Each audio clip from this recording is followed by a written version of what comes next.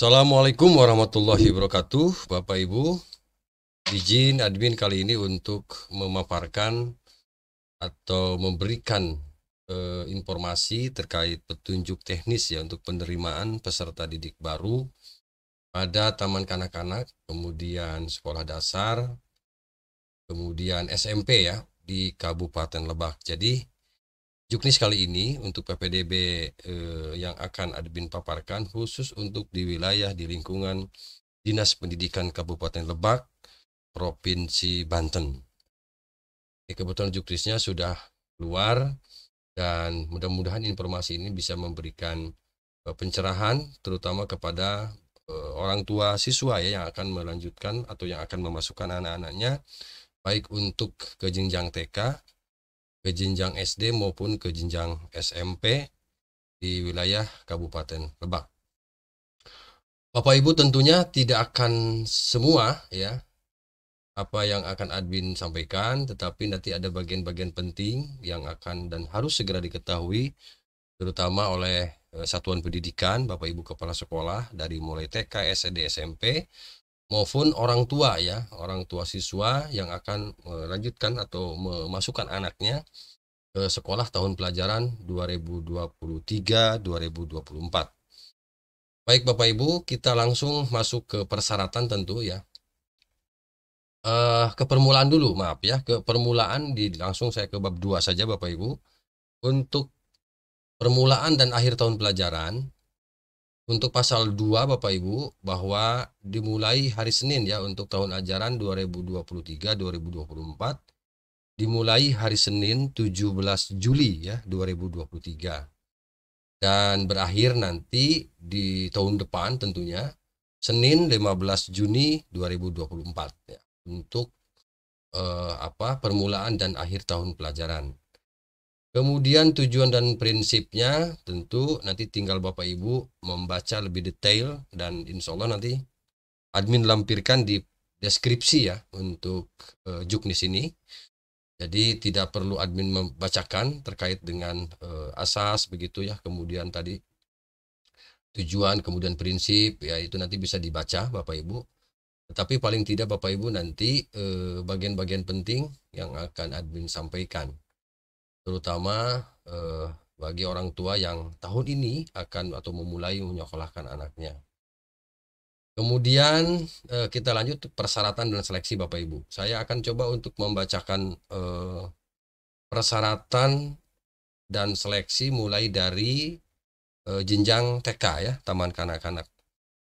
Untuk Taman Kanak-kanak Bapak Ibu, ini usia paling rendahnya 4 tahun dan paling tinggi ini 5 tahun ya untuk kelompok A. Kemudian untuk usia paling rendah 5 tahun dan paling tinggi 6 tahun untuk kelompok B. Jadi ada kelompok A dan kelompok B di jenjang TK. Jadi 4, 5, kemudian 5, 6. Nah, persyaratan lain adalah memiliki akte kelahiran. Untuk itu, bagi Bapak Ibu nantinya akan menyekolahkan ke TK, dipastikan bahwa akte kelahirannya sudah tersedia. Kalau belum ada akte kelahiran, boleh juga ada surat keterangan lahir atau kartu keluarga dan dilegalisir oleh kepala desa atau lurah setempat. Oke. Nah, ini untuk TK. Kemudian kita lanjut untuk SD. Nah, untuk SD ini Bapak Ibu, persyaratan calon peserta didik baru kelas 1 atau bentuk lain ini usianya 7 tahun. Kemudian poin keduanya usia minimal 6 tahun pada tanggal 1 Juli tahun berjalan. Tahun berjalan itu tahun ini ya, tahun 2023 maksudnya. Jadi usia 7 tahun. Kemudian usia minimal itu 6 tahun per tanggal 1 Juli 2023. Sama, memiliki akte kelahiran, kemudian surat keterangan lahir, kartu keluarga, dan dilegalisir. Kemudian sekolah wajib menerima peserta didik yang berusia 7 tahun. Pengecualian, syarat usia paling rendah 6 tahun sebagaimana dimaksud pada ayat 2 huruf A, yaitu paling rendah 5 tahun 6 bulan. 5 tahun 6 bulan, jadi 5 tahun setengah per tanggal 1 Juli tahun berjalan, ini diperuntukkan bagi calon peserta didik yang memiliki kecerdasan istimewa atau bakat istimewa dan kesiapan psikis inklusi atau autis ya, yang dibuktikan dengan rekomendasi tertulis dari psikolog profesional. Nah, ketika psikolog profesional tidak tersedia Bapak Ibu, ya karena anak ini sudah usianya 5,5 tahun, kemudian ingin memasukkan. Nah, ketika tidak tersedia psikolog yang profesional, maka rekomendasi tertulis dapat dilakukan oleh Dewan Guru Sekolah. Gitu Bapak Ibu. Oke. Nah, kemudian itu SD ya. Selesai sudah saya bacakan. Kemudian untuk SMP. Nah, untuk SMP ini tentu telah tamat SD atau MI atau paket A dan memiliki ijazah. Kemudian ada lagi persyaratan berikutnya, surat keterangan lulus yang mencantumkan nilai ujian sekolah. Ya, yang mencantumkan nilai ujian sekolah. Pendidikan paket A. Nah, mungkin saya mau tambahkan harusnya ujian sekolah mungkin istilah ujian sekolah masih menggunakan tahun yang lalu ya. Kalau tahun yang ini sudah diganti istilahnya dengan asesmen akhir jenjang. Nah, yang ini yang B. Kemudian berusia maksimal 15 tahun pada tanggal 1 Juli ya, 15 tahun usia paling tua itu, usia maksimal 15 tahun per tanggal 1 Juli tahun 2023. Nah, ini tolong diingat Bapak Ibu. Jadi untuk yang 15 tahun per tanggal 1 Juli itu usia maksimal. Memiliki akte kelahiran, surat keterangan lahir, kartu keluarga, dan dilegalisir oleh lurah kepala desa setempat sesuai dengan domisili calon peserta didik. Bagi calon peserta didik yang beragama Islam, melampirkan STTB Madrasah Diniyah. Oke, kita lanjut ya, untuk SMP. Kemudian nah ini nih Bapak Ibu, saya scroll dulu ke atas ya. Nah, ini yang tadi untuk bagi calon peserta yang oke, STTB Madrasah Diniyah katanya nih. Bagi calon peserta didik yang beragama Islam, melampirkan STTB Madrasah Diniyah. Nah, kemudian yang F-nya, bagi calon peserta didik baru beragama Islam yang tidak memiliki STTB Madrasah, ini cukup melampirkan surat keterangan sedang mengikuti pendidikan Madrasah Diniyah. Oke, kemudian apalagi? Ya, saya perlu bacakan ini, nanti bisa Bapak Ibu baca sendiri ya. Di pasal berapa? Pasal 7. Oh, oke, sebentar. Ini di ayat 4 ya. Di ayat 4 pasal 6-nya ini, pada kondisi khusus jika persyaratan usia masuk SD, SMP dan jumlah minimal peserta didik dalam satu rombongan belajar tidak dapat dipenuhi, maka satuan pendidikan dapat menyelenggarakan layanan pendidikan sesuai dengan kondisi daerah setempat. Oke, paham ya?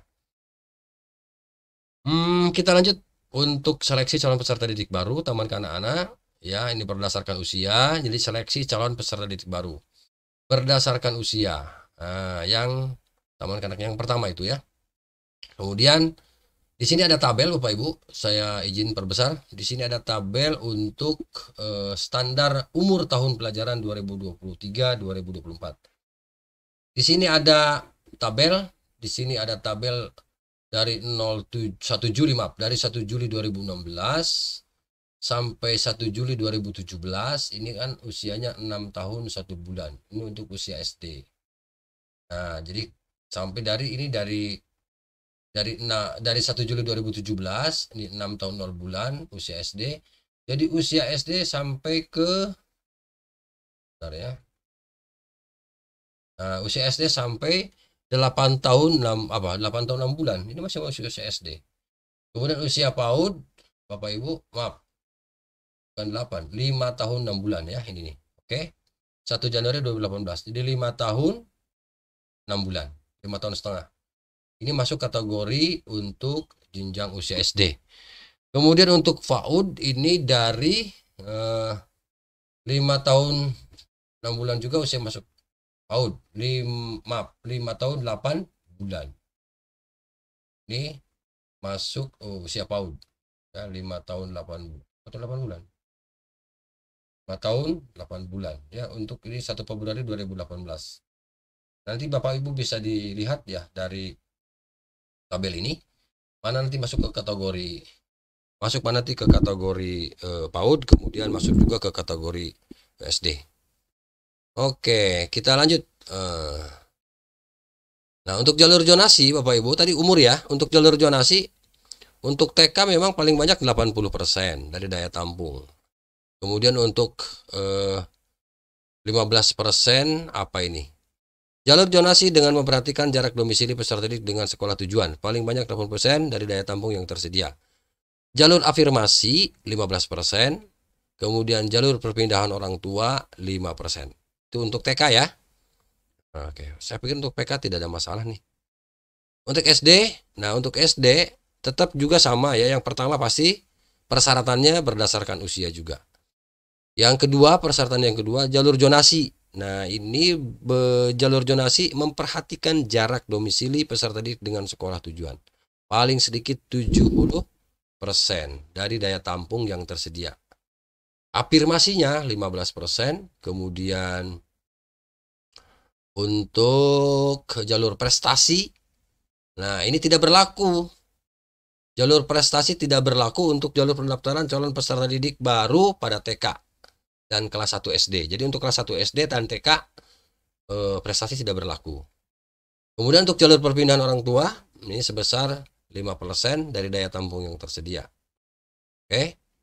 Nah, jika usia calon peserta didik sebagaimana maksud pada ayat 2 huruf A sama, maka penentuan peserta didik didasarkan pada jarak tempat tinggal calon peserta didik yang terdekat dengan sekolah. Dengan penskoran sebagai berikut. Nah, jadi saya pertegas lagi Bapak Ibu, jika usia calon peserta didik sebagaimana dimaksud pada ayat 2 huruf A sama, ya, maka penentuan peserta didik didasarkan pada jarak tempat tinggal peserta didik yang terdekat. Nah, di sini Bapak Ibu. Jadi kalau yang jarak domisilinya 1 sampai dengan 1000 meter 1 kilo, itu wajib diterima. Nanti silahkan nanti kalau ada yang kasus seperti ini, nanti ini jadi bahan pertimbangan ya untuk jarak. 1001 kilo sampai dengan 2000 kilo itu 390, 2001 sampai 3000 atau 3 kilo 380 ya. Kemudian bobotnya ini maksudnya, ini bobotnya wajib diterima bobotnya. Kemudian 4 kilo lebih ya, sampai 5 kilo. Nah, ini 360 bobotnya. Kemudian untuk yang 5 kilo ya sampai dengan 5 kilo lebih, 5 kilo plus maksudnya sampai 6 kilo 350 dan lebih dari 6 kilo itu 340. Itu skornya. Ya, begitu kira-kira. Oke, Bapak Ibu. Nah, dalam seleksi calon peserta didik baru kelas 1 SD atau bentuk lain yang terdapat sebagaimana dimaksud pada ayat 2 dilarang. Nah, dilarang, Bapak gede banget ini. Dilarang melakukan tes membaca, menulis dan berhitung. Boleh ya. Jadi tidak boleh karena ada transisi PAUD SD itu. Untuk SMP, tadi untuk SD ya. Untuk SMP ini tentu seleksi calon peserta didik baru kelas 7. Nah, ini yang atau bentuk lain yang sederajat mempertimbangkan kriteria dan urutan prioritas sesuai dengan daya tampung berdasarkan ketentuan sebagai berikut. Untuk SMP Bapak Ibu. Jadi ternyata ini juga sama ya, tidak ada perbedaan untuk jarak ya. Jadi jalur zonasinya itu paling banyak 50% untuk SMP dari daya tampung. Jadi kalau Bapak Ibu menampungnya misalnya 100 orang, maka ini 50%-nya itu harus diterima. Jadi jalur zonasi dengan memperhatikan jarak domisili peserta didik dengan sekolah tujuan. Paling sedikit 50% dari daya tampung yang tersedia. Nah, ini penskorannya Bapak Ibu ada di sini berapa kilo ya. Ini saya pikir sama dengan yang tadi 1 sampai 1000 kilo 1000 meter atau 1 kilo wajib diterima. Sampai jaraknya lebih dari 6 kilo itu masih bisa. Sebenarnya masih bisa. Tapi skornya memang kecil. Tetapi kalau misalnya daya tampungnya masih kosong ya. Karena di sini tidak disebut berapa lebihnya. Kan ini 6 kilo ke atas ya. Masih bisa ya sekolah di sekolah tertentu, kemudian daya tampung atau kelasnya masih tersedia, Itu boleh Bapak Ibu. Oke, apalagi nih? Kita lanjut ke afirmasi. Saya pikir untuk prestasi ini tidak perlu kita banyak bahas, tapi yang banyak dibahas kita ini adalah di zonasi ya Bapak Ibu. Kita lanjut ke tadi udah pensekoran sudah ya. Apa ini? Nah, untuk prestasi tadi kan zonasi ya. Untuk prestasi Bapak Ibu, jalur prestasi menggunakan nilai rapor. Bagi yang prestasi nih, jalur prestasi menggunakan nilai rapor 5 semester terakhir. 5 semester terakhir. Ya. Jadi 5 semester terakhir itu dari kelas berapa? Kalau SD berarti kelas 4. Ya. 5 semester terakhir. Kelas 4 semester 2. Kelas 4 semester 1 2, kemudian kelas 5 1 2, kelas 6 semester 1. Karena mungkin untuk yang semester 2-nya di kelas 6 adalah menggunakan asesmen. Nah, kira-kira seperti itu. Ya, oke. Kita lanjut. Nah, peringkat. Nilai rapot siswa di sekolah asal diperhitungkan untuk melakukan kalibrasi atas nilai rapot. Nanti persentasenya. Nah, sekolah kualitas tinggi itu 30%, sekolah kualitas sedang 20%, sekolah kualitas rendah itu 10%. Nah, indikator kualitas tinggi, kualitas sedang, kualitas rendah itu apa? Nah, di sini dijelaskan Bapak Ibu bahwa untuk indikator kualitas sekolah dapat menggunakan akreditasi satuan pendidikan dan rata-rata AKM ya di tingkat satuan pendidikan. Nah, jadi rapor pendidikan juga berpengaruh nih ternyata Bapak Ibu. Pensekoran nilai prestasi di bidang akademik dan non-akademik adalah sebagai berikut. Jadi selain nilai rapor tadi yang 5 semester terakhir, juga ada pensekoran nilai prestasi ya di bidang akademik dan non-akademik. Misalnya, saya sebut saja misalnya di sini. Nah, untuk tingkat kecamatan Wilby ada juara 1, 2, 3. Nah, bagi anak-anak yang juara 1 di kecamatan nilainya 80. Kemudian untuk juara 1 di kabupaten 90, di provinsi 100, di nasional 120. Demikian juga juara 2. Nah, jadi Dinas Pendidikan Kabupaten Lebak Bapak Ibu ini menghargai teman-teman atau anak-anak kita yang juara 1 2 3. Juara 1 2 3 mulai dari tingkat kecamatan, kabupaten, provinsi, nasional. Gitu ya. Oke, nah ini tabelnya Bapak Ibu. Kita lanjut. Mas sebentar.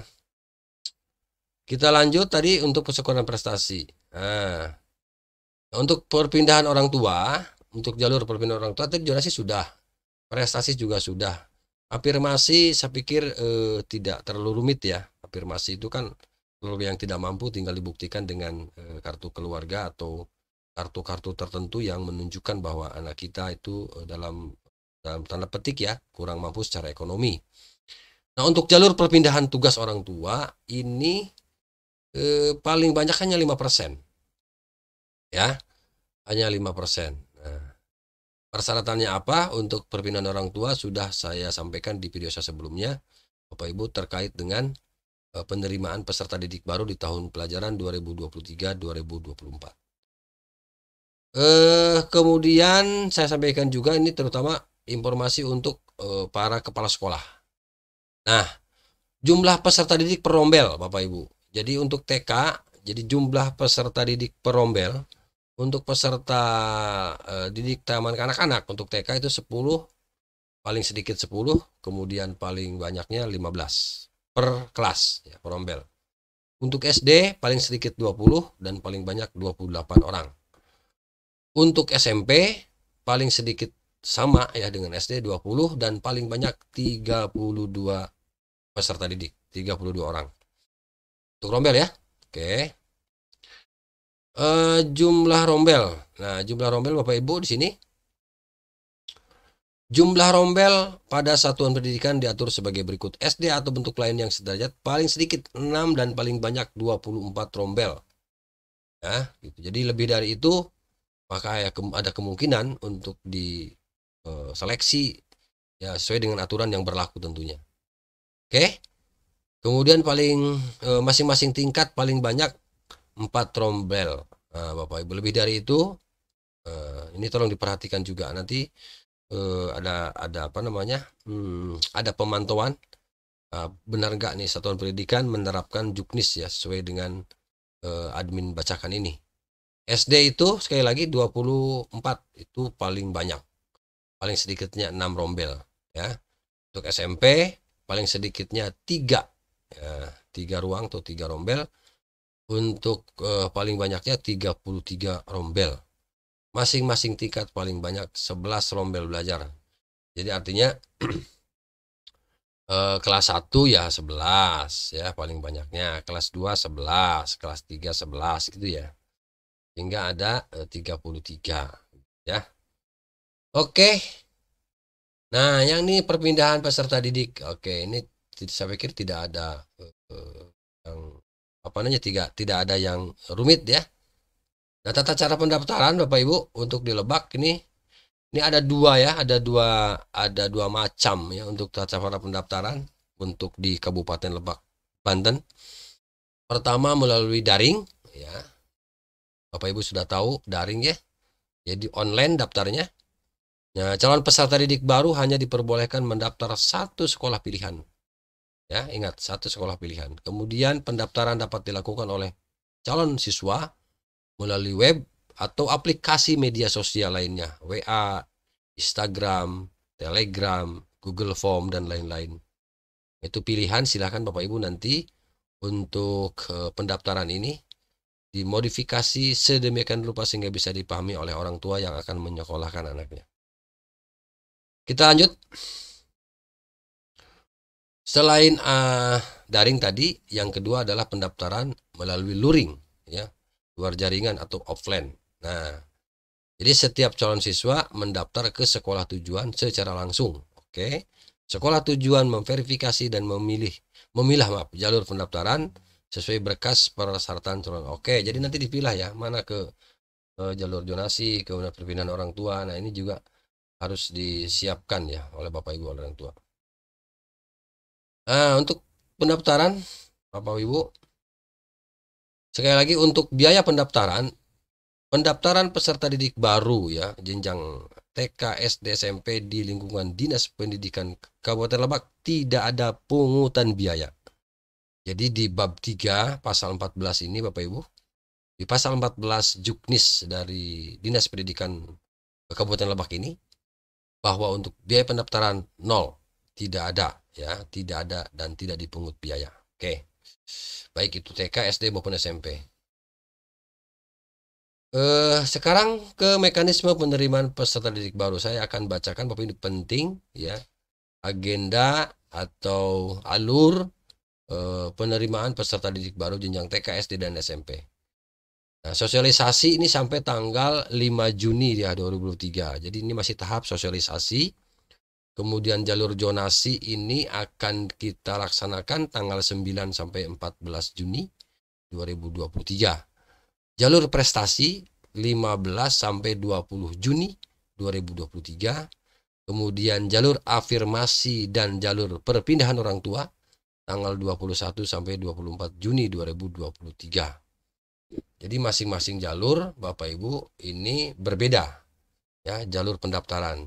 Nah, gitu ya, jalur zonasi, prestasi itu memiliki tanggal tersendiri-sendiri. Kemudian satuan pendidikan wajib melaporkan kelebihan calon peserta didik kepada Dinas Pendidikan Kabupaten Lebak. Tanggal berapa? Tanggal 26 Juni ya, 2023. Oke. Nah, rapat pemetaan 27, kemudian ada rapat panitia PPDB tingkat sekolah itu 28 Juni. Pengumuman hasil PPDB di tingkat satuan pendidikan ini tanggal 30 Juni ya. 30 Juni pengumuman hasil PPDB di tingkat sekolah. Registrasi tanggal 3 sampai 5. Kemudian rapat baru dengan orang tua 6 Juli 2023. Kemudian masa pengenalan lingkungan sekolah, ini tanggal 10 sampai 12 Juli 2023 ya, 3 hari. Oke. Ini untuk biasanya untuk dari SD ke SMP. Masa orientasi kepramukaan 13 sampai 15 Juli dan KBM tahun pelajaran baru dimulai tanggal 17 Juli 2023. Oke, Bapak Ibu, barangkali itu ya yang dapat admin sampaikan terkait dengan penerimaan peserta didik baru di lingkungan Dinas Pendidikan Kabupaten Lebak, Provinsi Banten.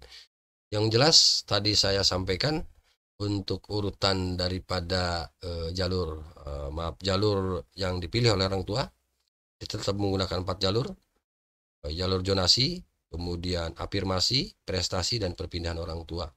Termasuk tadi tanggalnya sudah kami sampaikan juga, jarak untuk zonasi juga sudah tadi sampaikan juga. Tetapi apabila Bapak Ibu masih kurang memahami dari Juknis ini, nanti saya juga akan lampirkan ya, admin lampirkan di deskripsi ya, Juknis dari penerimaan peserta didik baru. Itu Bapak Ibu, baik dari mulai TK, SD, dan SMP. Itu saja barangkali Bapak Ibu yang dapat admin sampaikan. Mudah-mudahan informasi ini dapat diterima, kemudian dibaca, disimak ya, agar Bapak Ibu tidak gagal paham tentunya dari petunjuk teknis penerimaan peserta didik baru untuk di lingkungan Dinas Pendidikan Kabupaten Lebak, Provinsi Banten. Demikian yang dapat disampaikan. Terima kasih. Assalamualaikum warahmatullahi wabarakatuh.